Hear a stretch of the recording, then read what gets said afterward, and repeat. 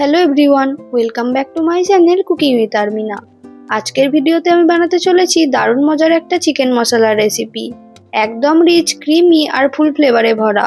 এই রেসিপিটা যদি একবার ট্রাই করেন নিশ্চয়ই বারবার বানাতে ইচ্ছা করবে। চলুন তাহলে দেরি না করে শুরু করা যাক আমার আজকের রেসিপিটি। প্রথমে আমি নিয়ে নিয়েছি 1 কেজি উইথ বোন চিকেন। ভালো করে ধুয়ে জল ঝরিয়ে রেখেছি। এবার চিকেনটা ম্যারিনেট করে নেব। আর ম্যারিনেশনের জন্য দিয়ে দিলাম পরিমাণ মতো লবণ, লাল লঙ্কার গুঁড়ো, আদা রসুন বাটা আর টক দই। দইটা আমি আগে থেকে ভালো করে ফেটিয়ে নিয়েছি যাতে কোনো দানা দানা ভাব না থাকে। এবার সবকিছু ভালো করে চিকেনের সাথে মাখিয়ে নেব। এই ম্যারিনেশনটা চিকেনকে দারুণভাবে সফট আর জুসি করে তোলে, যাতে প্রতিটা পিসে একদম নরম আর ফ্লেভারে ভরা হয়ে যায়। টক দইয়ের জন্য একটা হালকা টেস্টও অ্যাড হয়, যা পুরো রান্নাতে আরো বেশি মজার করে তোলে। তাই এবার এটাকে কিছুক্ষণের জন্য রেস্টে রেখে দিচ্ছি, যাতে সব মশলা ভালো করে চিকেনের মধ্যে ঢুকে গিয়ে একটা পারফেক্ট টেস্ট তৈরি করতে পারে। এবার কড়াইতে সরষের তেল গরম করতে দেব। তেলটা যত ভালো করে গরম হবে টেস্ট তত ভালো আসবে।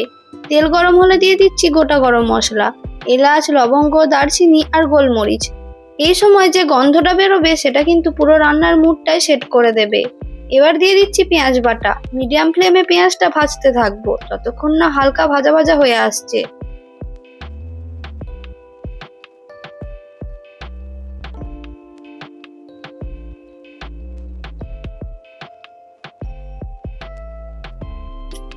পেঁয়াজটা ভাজা ভাজা হয়ে এলে দিয়ে দিচ্ছি একটু লবণ আর একটু আদা রসুন বাটা। কাঁচা গন্ধ চলে যাওয়া পর্যন্ত ভাজতে থাকুন।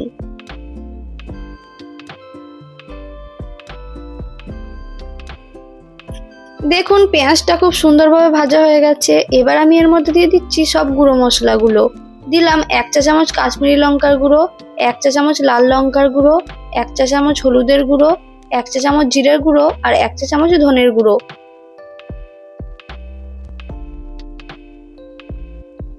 একটু জল দিয়ে মশলাটা খুব ভালো করে কষিয়ে নেব, যাতে মশলার কাঁচা গন্ধটা চলে যায় আর ফ্লেভারটা খুব ভালো আসে। এই স্টেপটা কিন্তু খুব ইম্পর্টেন্ট।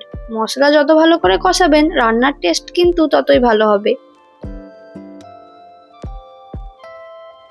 এবার দিয়ে দিচ্ছি টমেটো কুচি। একটু মিক্স করে নেব আর আবার একটু জল দিয়ে মশলাটা খুব ভালো করে কষাতে থাকবো।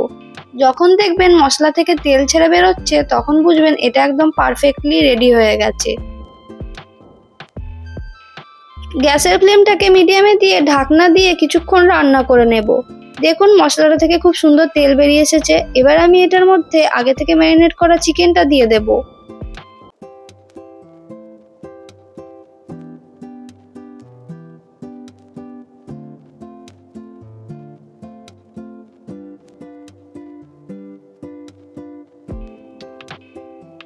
গ্যাসের ফ্লেমটাকে হাইতে করে দিয়ে ভালো করে নেড়েচেড়ে চিকেনটা আমি মশলার সঙ্গে মিক্স করে নেব।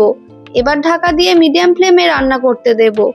চিকেনটা থেকে যে জল বেরোবে সেটাই প্রথমে রান্নাতে হেল্প করবে।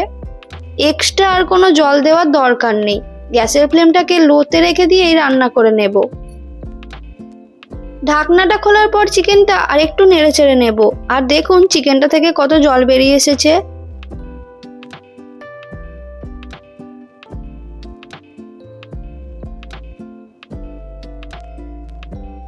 চিকেনটা যখন প্রায় 80% মতো কুক হয়ে যাবে তখন আমি এর মধ্যে আগে থেকে কিউব করে কেটে রাখা ক্যাপসিকাম আর পেঁয়াজটা দিয়ে দেব। এটা দিলে কি হয়, একটা দারুণ ফ্রেশ ফ্লেভার অ্যাড হয়, যা পুরো ডিশটাতে আরো স্পেশাল করে তোলে। ক্যাপসিকাম আর পেঁয়াজটা দেওয়ার পর আবারও ভালো করে নেড়েচেড়ে নেব, যাতে সবকিছু সুন্দরভাবে মিশে যায়। এখন দেখুন রংটা কি সুন্দর হয়ে উঠেছে।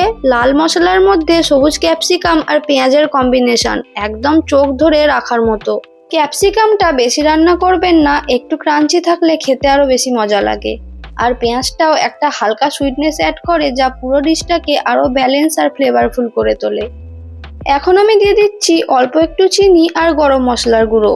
এখানে চিনিটা আমি ইউজ করছি টক দইয়ের হালকা টক টেস্টটা ব্যালেন্স করার জন্য। এটা দিলে টেস্টটা একদম পারফেক্ট হয়ে যায়।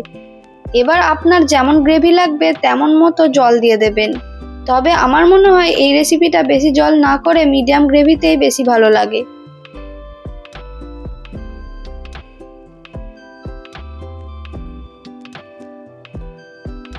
এবার ঢাকা দিয়ে 5 মিনিটের জন্য হাই ফ্লেমে রান্না করে নেব।